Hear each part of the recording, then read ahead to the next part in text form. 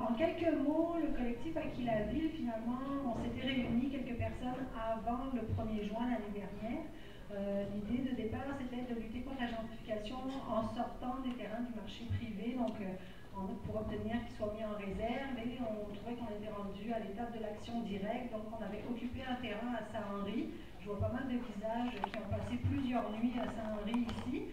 Puis ça a quand même donné qu'on a réussi à avoir 2 terrains mis en réserve à Saint-Henri. Ça ne change pas le phénomène, mais c'est sûr que ça nous a donné comme la motivation de continuer.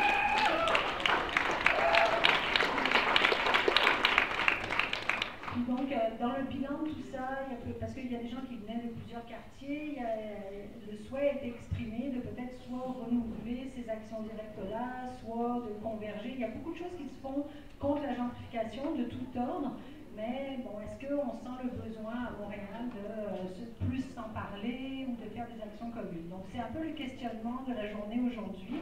On n'a pas la réponse toute faite, c'est tous ensemble et tout ensemble ici qu'on va essayer d'y répondre. Nous, on a comme un peu une idée de départ, puis pour nous, la gentrification ou l'embourgeoisement et l'embourgeoisement, c'est toujours dans une logique finalement de marchandisation du logement de nos quartiers. Nos quartiers ne sont plus des milieux de vie, nos quartiers sont des marchandises. C'est dans une logique clairement capitaliste que se fait la gentrification, au moins en Amérique du Nord, en Occident. Donc ça, on l'affirme un peu, on peut en discuter, mais c'est un peu notre affirmation de départ. Puis c'est toujours une approche très colonialiste, dans un sens du monde qui arrive, puis comme on fait comme s'il n'y avait rien, il n'y a pas de quartier, c'est juste des quartiers populaires, puis nous, on va les améliorer, nous, on va les changer. C'est pas fait pour la belle mixité sociale, pour la belle revitalisation du quartier, c'est vraiment pour du profit, pour des promoteurs, des développeurs, puis c'est appuyé par les administrations. Ça, c'est un peu notre définition de base, puis c'est plus sur comment on résiste à ça qu'on espère partager aujourd'hui, davantage que creuser une définition. Il y a d'autres lieux pour discuter de c'est quoi en détail, puis les étapes. Donc on est plus dans un mood de résistance aujourd'hui, puis de contre-attaquer la gentrification. Les campagnes d'information et de dénonciation qui sont souvent plus menées par des groupes populaires ou des groupes militants. Donc, les études de quartier, par exemple, des comités logement ou des comités citoyens-citoyennes qui font vraiment, dans le fond, qui démontrent comment la gentrification s'opère dans leur quartier. Ça a été le cas du comité populaire Saint-Jean-Baptiste qui a fait ça à Québec au début des années 2000. Dans le fond, c'est un quartier qui est parmi les premiers touchés là, par la gentrification. Donc, l'idée, c'était de faire une documentation pour s'appuyer, pour ensuite de ça construire là-dessus pour faire une mobilisation contre le phénomène de la gentrification. Donc, il y a aussi des publications de comités logement. À Montréal, il y en a plusieurs. Le Canal qui était distribué à l'entrée, c'est le journal propulsé par le Copir. Il y a des textes sur la gentrification dans ce journal-là. À Montréal, il y a des comités logements qui se sont mis ensemble pour faire une publication sur Montréal, milieu de vie ou marchandises, qui traite de la gentrification aussi. Donc, des fois, ça va prendre la forme de conférences de presse. Dans Hochelaga Maisonneuve, il y a déjà eu une assemblée sur ce sujet-là, suite, entre autres, à des actions de lecture. C'est sûr que quand on parle de gentrification puis de campagne, là, il faudrait embarquer dans les revendications. Qu'est-ce qu'on revendique? Est-ce que d'abord, est-ce que c'est inéluctable, la gentrification? Si c'est lié au capitalisme, est-ce qu'on peut faire quelque chose? Si oui, quoi? Bon, là, il y a plusieurs volets. Il y a la question du logement, il y a la question de l'aménagement urbain, il y a la question des commerces. Donc à Montréal, souvent, quand on entend parler de la gentrification dans les quartiers, les groupes qui s'organisent comme Acquis la Ville, par exemple, ou les comités logement, on va vraiment, dans le fond, s'inquiéter de la construction massive de condos neufs, de très peu de logements locatifs à prix ordinaire, accessible, puis on va aussi, dans le fond, dénoncer puis faire des campagnes actives contre la transformation de logements en condos. Il y a la lutte contre les évictions, contre les déplacements, contre les démolitions de logements publics.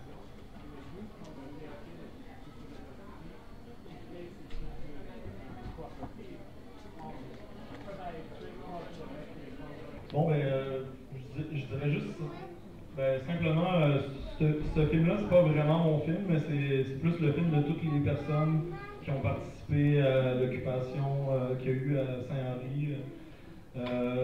Moi, j'ai passé beaucoup de temps à travailler là-dessus, mais comme je dis, ce film-là, c'est pas mon film, c'est leur film. Je l'ai fait pour conserver la mémoire de cette lutte-là, puis motiver aussi les gens à faire plus d'actions directes, parce qu'on est rendu un peu à ce point-là. Si on dérange pas, si on fait pas de l'action directe, on se fait pas vraiment écouter, on n'a pas vraiment de rapport de force, selon moi, qui est construit en signant une pétition. Je veux dire, ça fait 10 ans, par exemple, même plus, qu'on parle d'une réserve de terrain à Montréal, puis les élus n'en parlent pas vraiment. La seule affaire peut-être que les gens qui militent pour ça ont entendu, c'est « Ah, c'est cool votre idée », mais sans plus. Ça fait plus que 10 ans qu'on parle d'un registre des baux, puis même si on l'aurait demain, on serait déjà comme 15 ans trop tard. Puis, selon moi, dans la société dans laquelle on vit, il y a deux chartes des droits et libertés, puis ça dit qu'on est tous et toutes égaux et libres en droit, mais ça, c'est seulement sur papier.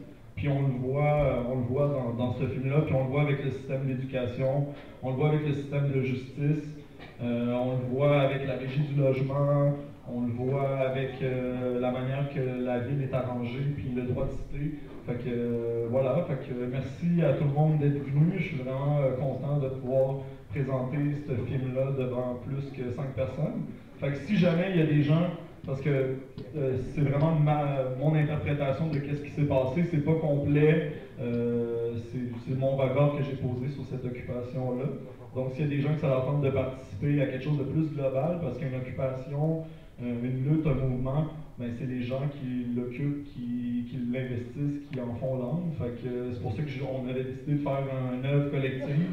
Puis comme on a eu beaucoup de succès, ben on a décidé d'étirer ça un peu.